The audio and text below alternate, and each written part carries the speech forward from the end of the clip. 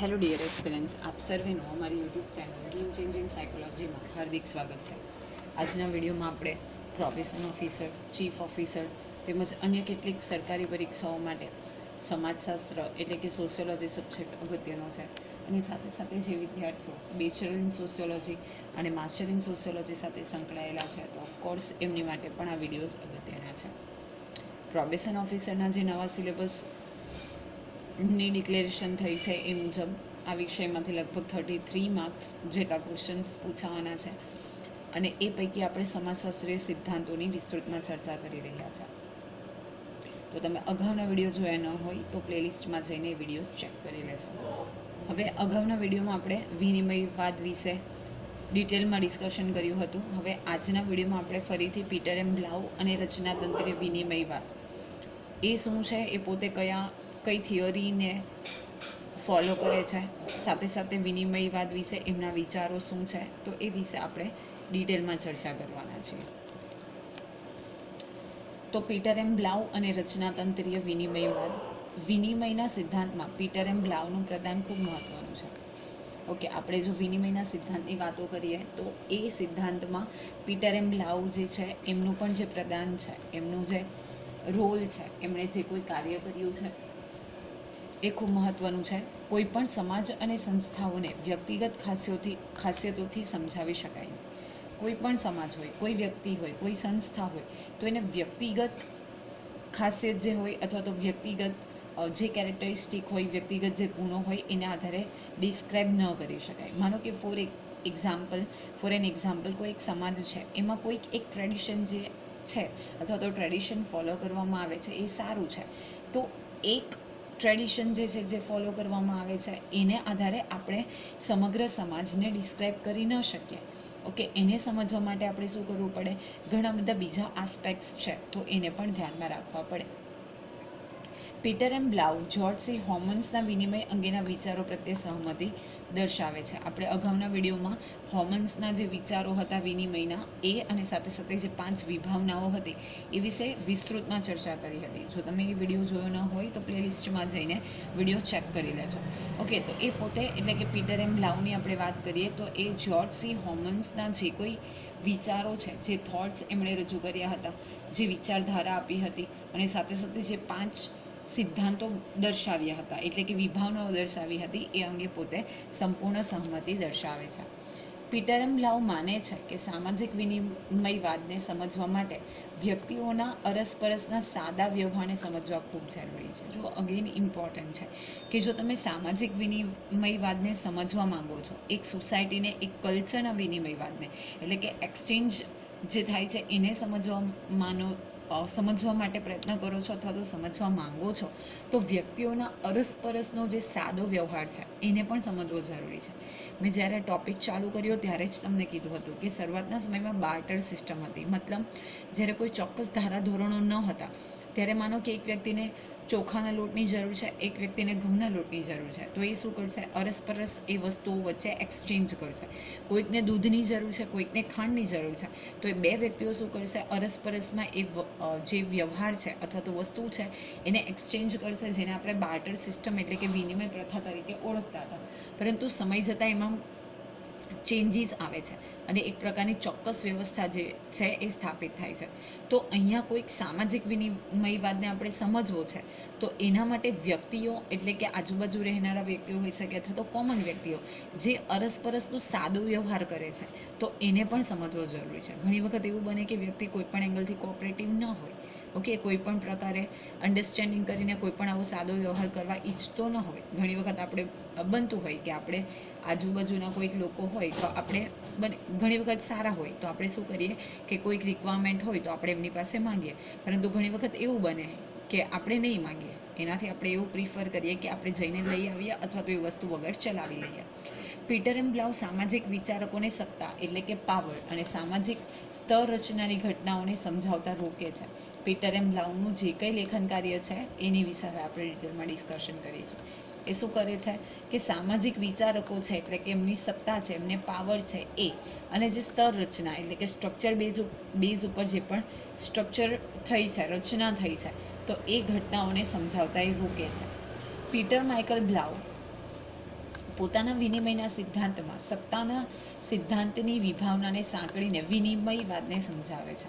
Okay, શું કરે છે કે વિનિમયવાદનો જે સિદ્ધાંત છે એ સમજાવવા માટે સત્તાનો સિદ્ધાંત જે છે એટલે કે પ્રિન્સિપલ ઓફ પાવર, તો એની સાથે વિભાવનાને સાંકળે છે એટલે કે કનેક્ટ કરે છે અને પછી વિનિમયવાદને સમજાવવાનો પ્રયત્ન કરે છે.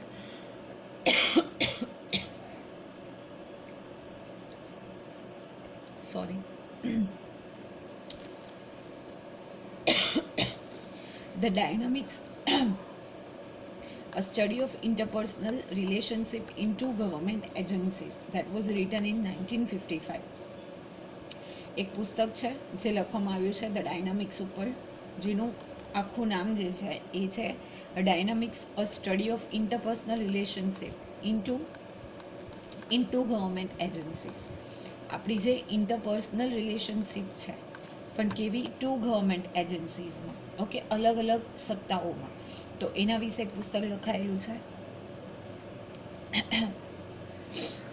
નેક્સ્ટ છે exchange and power in social life, that was written in the year of 1964.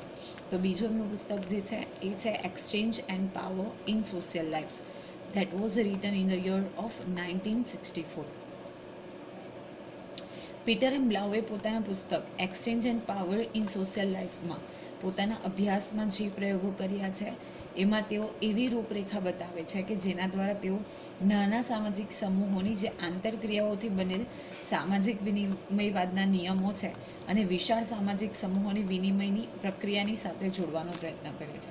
હવે આપણે વાત કરીએ exchange and power in social life, તો એમાં એ પોતે અભ્યાસ માટે જે કોઈ એક્સપેરિમેન્ટ કરે છે, જે કોઈ પ્રયોગ કરે છે, એમાં કંઈક એવી રૂપરેખા બતાવે છે કે જેના દ્વારા તેઓ પોતે શું કરી શકે, જે નાના સામાજિક સમૂહો છે એટલે કે નાના નાના ગ્રુપ્સ છે, એ એક ગ્રુપ બીજા ગ્રુપ સાથે જે કોઈ પ્રકારની આંતરક્રિયા કરે છે તો એ, અને સાથે સાથે જો વિશાળ ગ્રુપ હોય એટલે કે હ્યુજ ગ્રુપ્સ છે યા તો વાઇડ ગ્રુપ છે, તો એ વિનિમયની પ્રક્રિયાઓ કેવી રીતે કરે છે, તો એ બંનેને જોડવાનો પ્રયત્ન કરે છે. મતલબ નાના સામાજિક સમૂહો અને મોટા સામાજિક સમૂહો વચ્ચેની જે વિનિમયની પ્રોસેસ છે, તો એ બંને પ્રક્રિયાઓને એકબીજા સાથે જોડવાનો એ પોતે પ્રયત્ન કરે છે. જેમાં સામાજિક વિનિમયને તેઓ પ્રત્યક્ષ અથવા રૂબરૂ અથવા પ્રારંભિક સમૂહને બતાવે છે અને પછી તેઓ મોટી સંસ્થાઓ પર લાગુ કરે છે.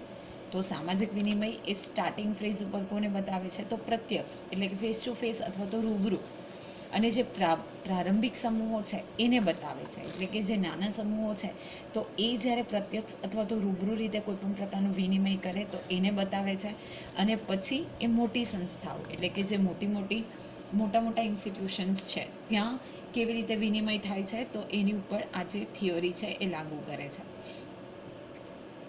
જ્યોર્જ સી હોમન્સ વિનિમયને પ્રારંભિક સમૂહો સુધી લાવીને છોડી મૂકે છે, જ્યારે પીટર એમ બ્લાઉ જટિલ સમાજ ઉપર લાવીને છોડી મૂકે છે. તો આપણે અગાઉના વિડીયોમાં હોમન્સની વાત કરી હતી, તો એ પ્રારંભિક સમૂહો એટલે કે જે નાના સમૂહો છે ત્યાં સુધી જ પોતે વિચાર કરે છે, પરંતુ જો આપણે પીટર બ્લાઉની વાત કરીએ તો જ્યાંથી એમણે છોડ્યું છે એટલે કે જ્યોર્જ સી હોમન્સે પ્રારંભિક સમૂહો સુધી જ ફક્ત વિનિમયની વાત કરી હતી, અને અહીં એ પોતે એક એડવાન્સ સ્ટેજ ઉપર જાય છે એટલે કે નેક્સ્ટ સ્ટેપ ઉપર જઈને જટિલ સમાજ ઉપર એ મેથડ જે છે એ સમજાવે છે. હવે આપણે જોઈએ પીટર બ્લાઉ અને વિનિમયનો સિદ્ધાંત.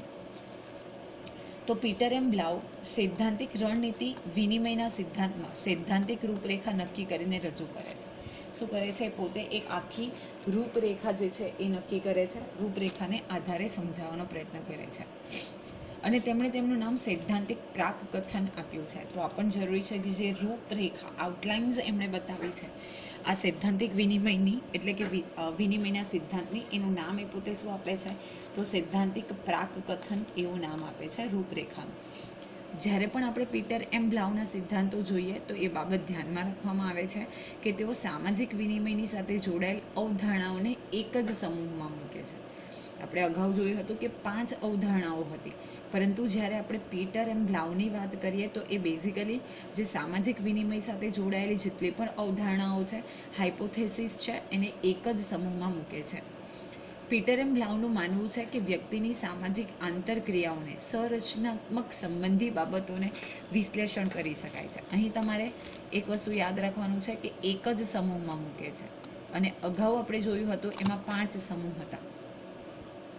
પીટર એન્ડ બ્લાઉ સામાજિક અસમાનતાને જ્યારે જુએ છે ત્યારે તે આર્થિક માળખાની સ્થિતિ એટલે કે સત્તા છે એમ દર્શાવે છે. પ્લસ એ પોતે અસામાજિક સમાનતા વિશે જ્યારે વાત કરે છે તો એમનું શું કન્ક્લુઝન આપે છે કે જે આર્થિક માળખું છે, શક્તિ છે, સત્તા છે, એની જ અસમાનતા ભરી વહેંચણી છે. ઓકે, તો આર્થિક માળખાની જે ક્ષતિ છે અથવા તો સત્તા પક્ષે જે કોઈ ક્ષતિ રહી ગઈ છે તો તેને કારણે સામાજિક અસમાનતા છે એવું પોતે માને છે. પરંતુ બીજી તરફ એમ કહેવાય છે કે શક્તિ અને આર્થિક સત્તા જ સમાજમાં મુખ્ય હોય તેવું જરૂરી નથી. માર્શલ મોસનું કહેવું છે કે સામાજિક વિનિમયનું કારણ વ્યક્તિની ઊંચામાં ઊંચી પ્રતિષ્ઠા મેળવવાના સંદર્ભમાં થાય છે. સી અગેન અલગ અલગ વિચારકોના મતે અલગ અલગ માન્યતાઓ હોઈ શકે, અલગ અલગ મતાંતર હોઈ શકે. તો જ્યારે બેઝિકલી પીટર એન્ડ બ્લાઉ એવું કહે છે કે આર્થિક માળખાની જે સત્તા છે, શક્તિ છે, એમાં જ સમહાવ પ્રોબ્લેમ હોય તો એને કારણે અસમાનતા થાય છે. પરંતુ બીજી તરફ એવું માનવામાં આવે છે કે આ જે અસમાનતા છે એ ફક્ત ને ફક્ત સત્તાને કારણે નથી. અને માર્શલ મોસ એવું માને છે કે સામાજિક વિનિમયનું જે કારણ છે વ્યક્તિ ઊંચામાં ઊંચી પ્રતિષ્ઠા મેળવવા માંગે છે, ઊંચામાં ઊંચો દરજ્જો મેળવવા માંગે છે, એટલા માટે એ સામાજિક વિનિમય કરે છે. કે એટલા માટે એક્શન રિએક્શન્સ કરે છે, વિનિમય કરે છે, એક્સચેન્જ કરે છે. વાય? બિકોઝ એને એસ્ટીમ જે પ્રતિષ્ઠા છે, ઓકે, એ મેળવવી છે. સૌથી ઊંચામાં ઊંચી પ્રતિષ્ઠા છે એ મેળવવી છે, મોભો છે એ મેળવવો છે. તો એમાં અસમાનતાનું કશું આવી ન શકે એવું માર્શલ મોસનું માનવું છે. આગળના દરજ્જા પ્રાપ્ત કરવા માટે ખૂબ આકર્ષક ભેટ તે રજૂ કરે છે અને સમાન દરજ્જો કે પ્રતિષ્ઠા મેળવવાની સ્પર્ધામાં જાણે કે નદીમાં રેલ આવી હોય એમ પ્રદર્શન થાય છે. જો અહીંયા લખેલું છે કે બેઝિકલી સામાજિક વિનિમયનું કારણ જે છે વ્યક્તિની ઊંચામાં ઊંચી પ્રતિષ્ઠા. હવે શું કરશે એ અગાઉનો દરજ્જો પ્રાપ્ત કરવા માટે, એક પ્રતિષ્ઠિત વ્યક્તિ બનવા માટે, એક મોભાવાળી વ્યક્તિ બનવા માટે શું કરશે કે સ્પર્ધા કરશે અને જાણે નદીમાં રેલ આવી હોય એમ પ્રદર્શન કરે છે. કહેવાનો મતલબ છે કે એની સાથે જે કમ્પેટિટિવ લોકો છે, ઓકે, એના દરજ્જાના જે લોકો છે તો એની સાથે કોમ્પિટિશન કરવા માટે એ શું કરશે? પ્રદર્શન કરશે. એ રીતે પારસ્પરિક આભાર માનવાનું ચાલુ થાય છે. ફોર એક્ઝામ્પલ, તમને કોઈ ગિફ્ટ આપે તો એના બદલામાં તમે થોડી વધારે પ્રાઇઝવાળી ગિફ્ટ આપો, જેથી કરીને તમારું જે સ્ટેટસ છે એ શું થાય? મેન્ટેન રહે. આ પરસ્પર ભેટ આપવાનું ચાલુ થાય અને જો સંસ્થાકીય સ્વરૂપ ધારણ કરી લે ત્યારે જ તેની વિવિધતા સ્થાપિત થઈ જાય છે. પ્રતિષ્ઠા મેળવવા માટે જે સ્પર્ધકો હોય છે તેમની શક્તિ આગળ પડતી જાય છે. જો માનો કે કોઈ બે કંપની છે, એક સેમ વસ્તુનું પ્રોડક્શન કરે છે, બંને વચ્ચે કોમ્પિટિશન છે, વ્યક્તિ શું કરશે? કોઈક સ્કીમ લાવશે. ફોર એક્ઝામ્પલ, માનો કે કોઈ કપડાની બે દુકાનો છે જે આજુબાજુમાં છે, બંને ટફ કોમ્પિટિટર્સ છે, ઓકે, બંને પાસે કલેક્શન્સ છે, સારું છે, તો ગ્રાહકોને એટ્રેક્ટ કરવા એ શું કરશે? સ્કીમ આપશે કે અમારે ત્યાં આટલા પર્સન્ટેજ ઓફ મળશે, ઓકે, તમે અમારી આઈડીને ફોલો કરો તો તમને પર્ટિક્યુલર પ્રકારનું ગિફ્ટ મળશે. તો એને કારણે શું થાય છે? એક પ્રકારની સ્પર્ધા ચાલુ થઈ જાય છે. પ્રતિષ્ઠા મેળવવા માટે જે સ્પર્ધકો હોય છે તેમની શક્તિ આગળ પડતી થઈ જાય છે. જ્યારે વિનિમય વ્યવહાર અધિકારી વ્યક્તિઓ સુધી સીમિત થઈ જાય છે ત્યારે સમાજના સભ્યોએ તે માનવું ખૂબ જ અનિવાર્ય બની જાય છે.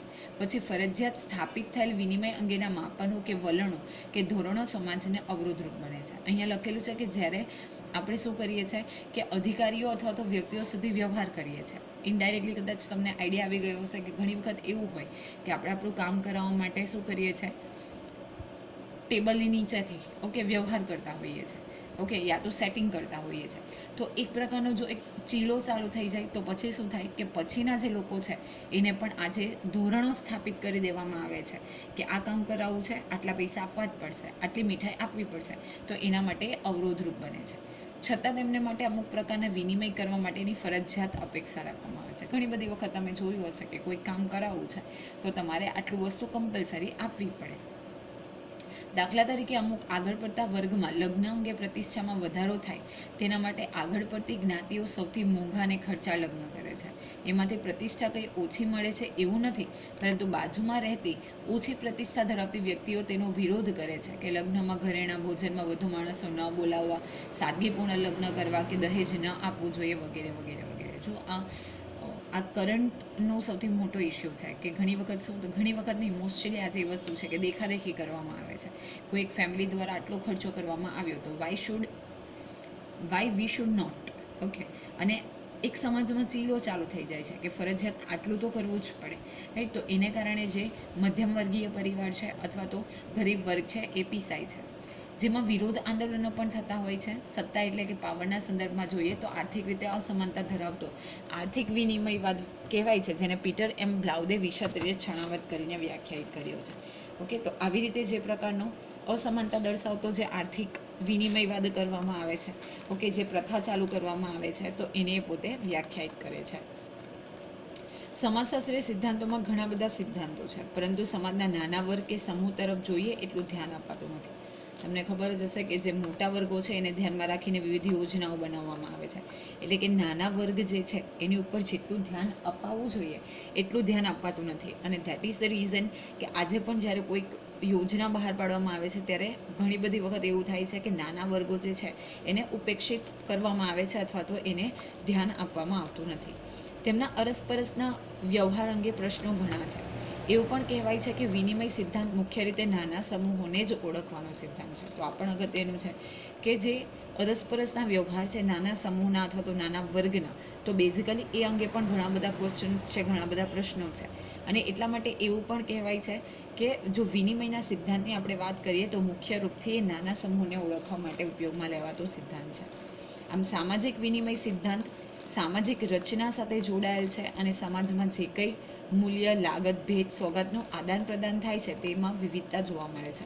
અને વિનિમય સંબંધોની નિરંતરતા બનાવી રાખવા માટેનું કાર્ય વ્યક્તિનું નહીં પરંતુ સમાજનું છે, એમ પીટર બ્લાઉ પોતાના સિદ્ધાંતમાં સમજાવવાનો પ્રયત્ન કરે છે. ઓકે, સમાજમાં જે કોઈ પણ મૂલ્ય હોય, લાગત હોય, ભેટ હોય, સોગાદ હોય, ઓકે, ગિફ્ટ્સ હોય, એનું આદાન પ્રદાન થાય છે, તો એમાં પણ આપણે વેરિએશન જોઈ શકીએ છીએ. Okay, that depends on the condition and position of the family. Aristocratic હશે તો એ પ્રમાણે હશે, રીચ હશે તો એ પ્રમાણે હશે, મિડલ ક્લાસ હશે તો એ પ્રમાણે હશે, પુઅર હશે તો એ પ્રમાણે હશે. તો એના માટે એ જે જાળવી રાખવાનું કાર્ય છે જે તે વ્યક્તિ કે સમુદાયનું નથી પરંતુ સમાજનું છે, સોસાયટીનું છે, એવું કોનું માનવું છે? પીટર એમ બ્લાઉનું માનવું છે. અને એ વસ્તુને સમજાવવાનો પ્રયત્ન પણ કરે છે. હવે ચેપ્ટરમાં આપણે કેટલાક ટર્મ જોયા જે હતા વિનિમય. તો વિનિમય એટલે શું? તો જ્યારે આપણે પડોશી કે સગા સંબંધીઓ, મિત્રોને ત્યાં લગ્ન પ્રસંગ, શુભ અશુભ પ્રસંગના સમયમાં જઈએ અને જે કંઈ રીત રિવાજો છે એ પૂરા કરીએ, પોતાના સમાજના રીત રિવાજો, પરંપરાઓ પૂર્ણ કરીએ અને પછી તે મૂલ્ય ભેટ કે વ્યવહારિક સ્વરૂપમાં હોય તો તેનો સંદર્ભ સામાજિક વિનિમય સાથે જોડાયેલ છે.